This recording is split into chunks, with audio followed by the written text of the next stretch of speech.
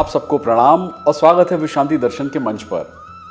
Channel के अधीष्ट हैं विश्व शांति के उपासक विश्वधर्मी प्रोफेसर डॉक्टर विश्वनाथ दा कराड।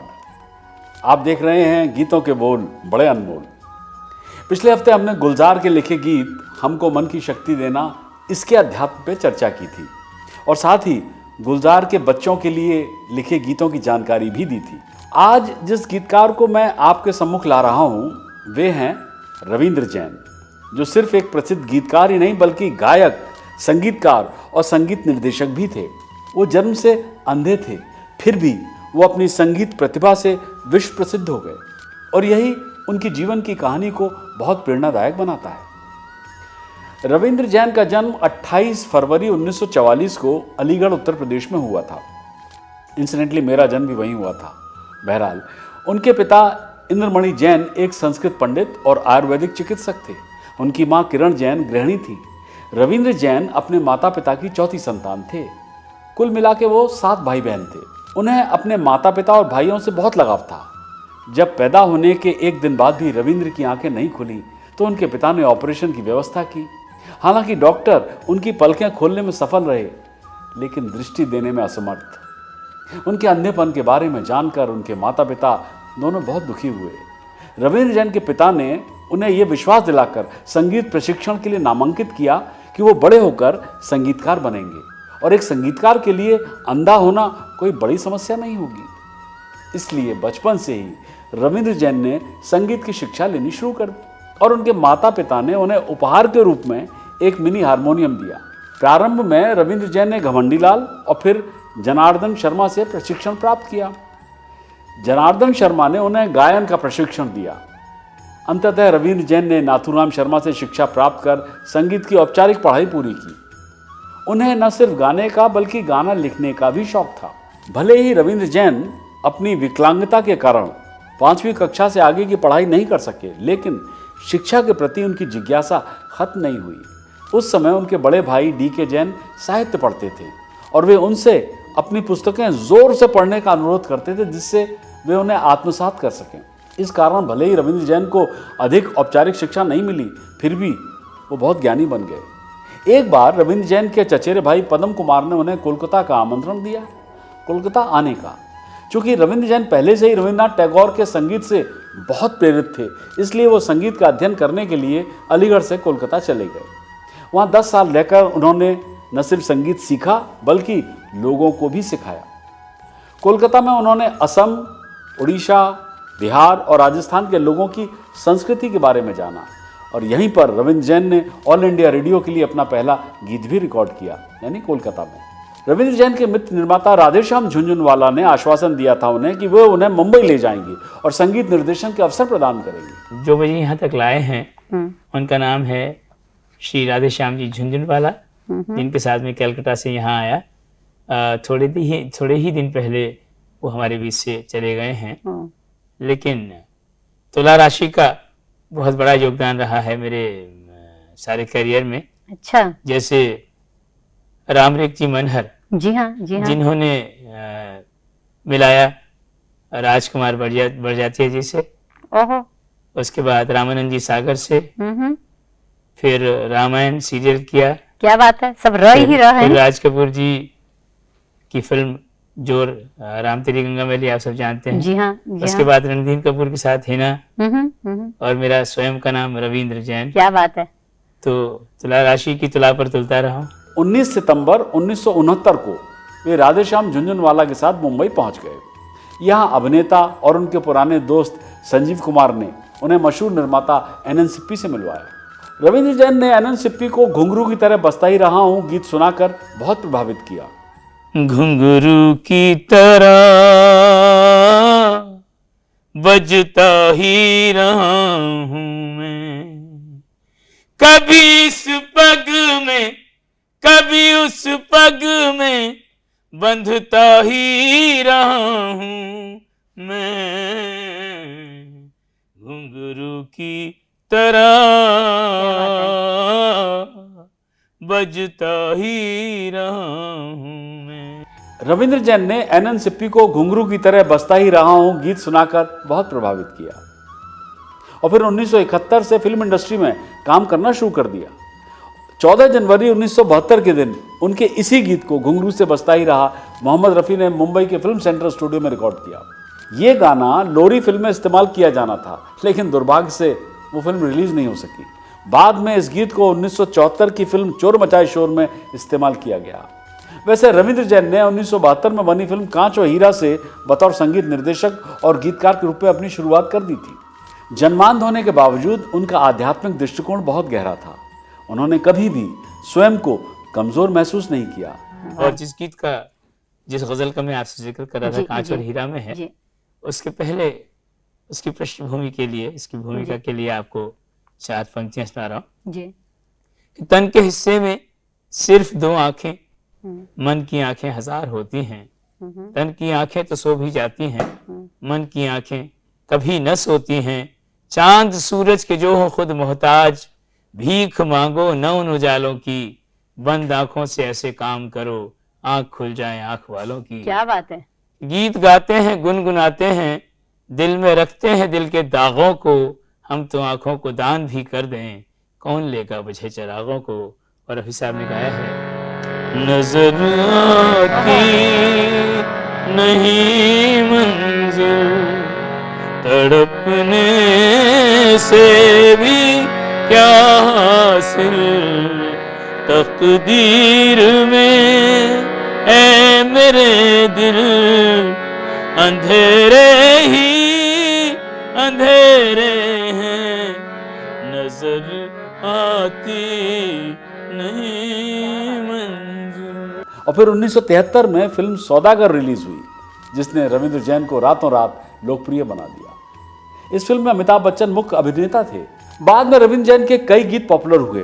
उन्होंने भारत और विदेश में कई लाइव शो भी किए। रविंद्र जैन ने लगभग 200 फिल्मों के लिए संगीत तैयार किया था और उनकी 2011 में बनी आखिरी फिल्म थी जाना पहचाना।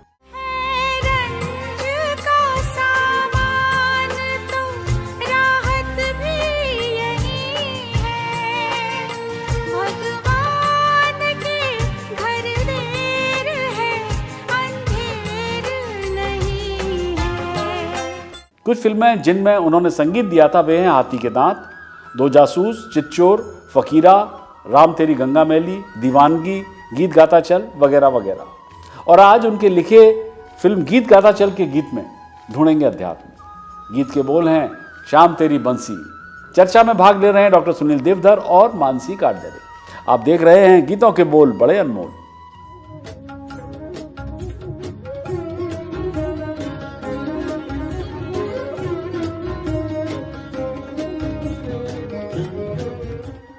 नमस्ते, स्वागत है आपका गीतों के बोल बड़े अनमोल पर। शुरू करने से पहले एक बार फिर स्वागत करते हैं डॉक्टर सुनील देवधर जी का, जिनकी पुस्तक बड़े अनमोल गीतों के बोल पर हमारा ये प्रोग्राम आधारित है। नमस्ते सुनील जी। नमस्कार मानसी जी। स्वागत है जी। किसी ने कहा था, पीर लिखो तो मीरा जैसा, मिलन लिखो कुछ राधा सा। दोनों ही हैं कुछ पूरे से, दोनों में है वो कुछ आधा सा। हमारा आज का गीत भी इन्हीं शब्दों को और गहराई से दर्शाता है।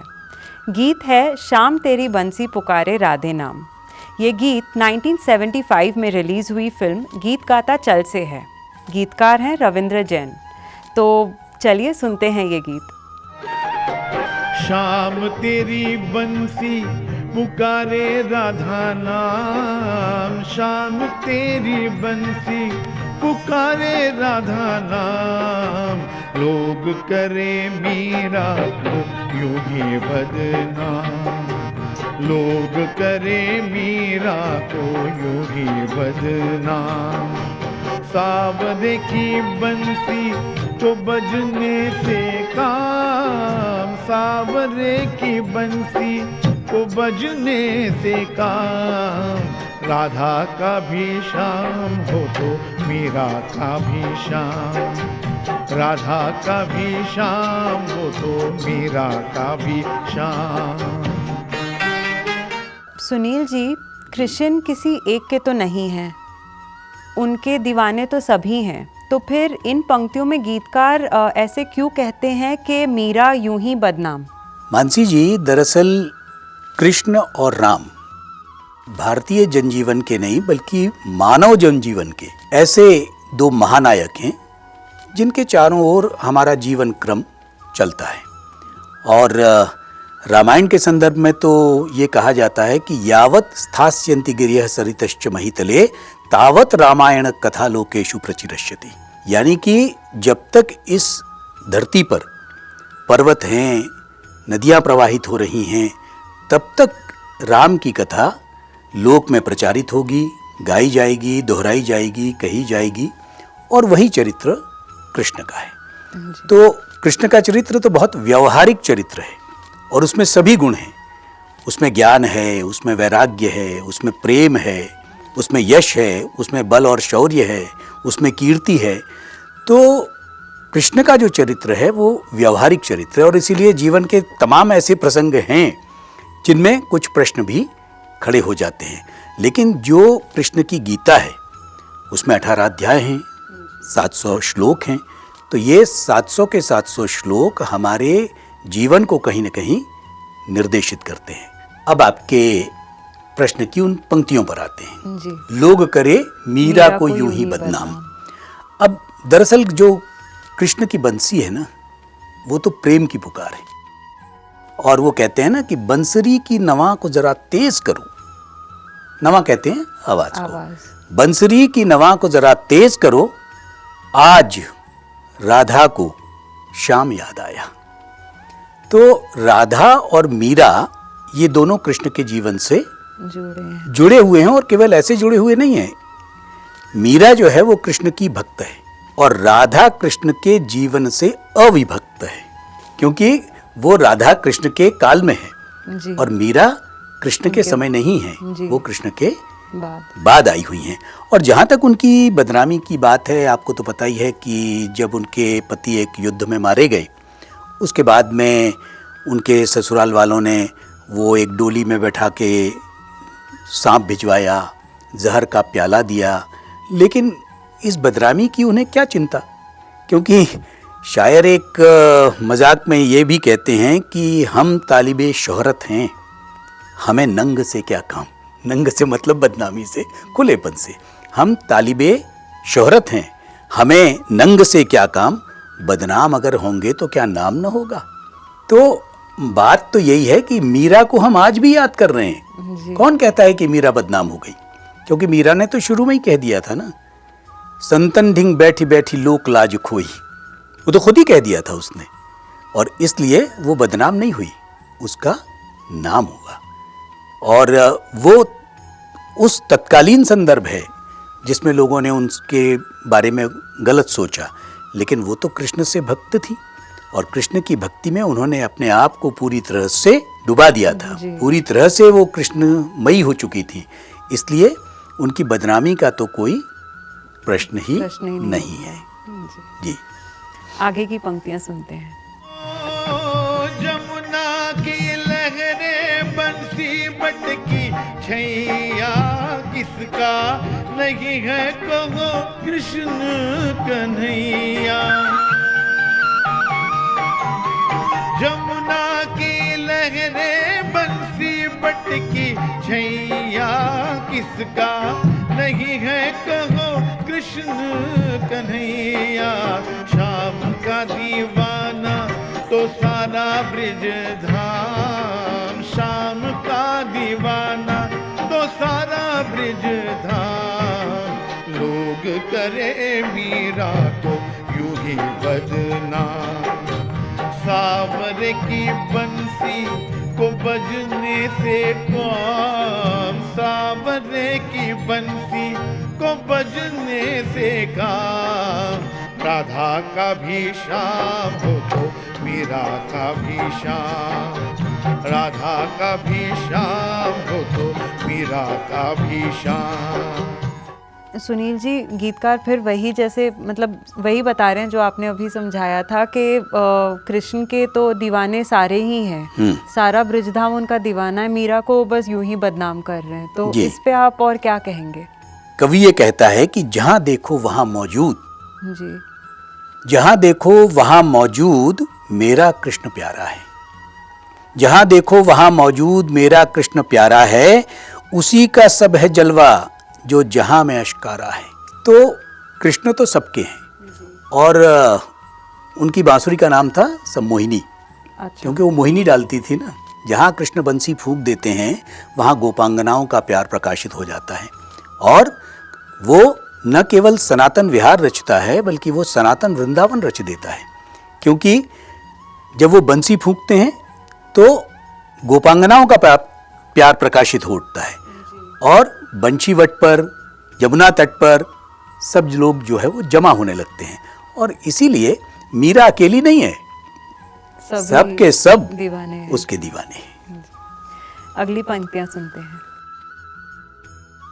सुनील जी, यहाँ जो गीतकार कहते हैं कि कौन जाने बांसुरिया किसको बुलाए, जिसके मन भाए वो उसी के गुण गाए, तो इसमें पहले तो कैसा अध्यात्म छिपा है? कृष्ण पर जितनी भी चर्चा की जाए ना वो कम है, और आप जितना सोचती जाएंगी कृष्ण की बांसुरी को लेकर, कृष्ण की लीलाओं को लेकर, उतने आपके मन में नए नए प्रश्न भी आते चले जाएंगे। सब्सक्राइब कीजिए, साझा कीजिए और विश्वास बनाए रखिए विश्व शांति दर्शन में।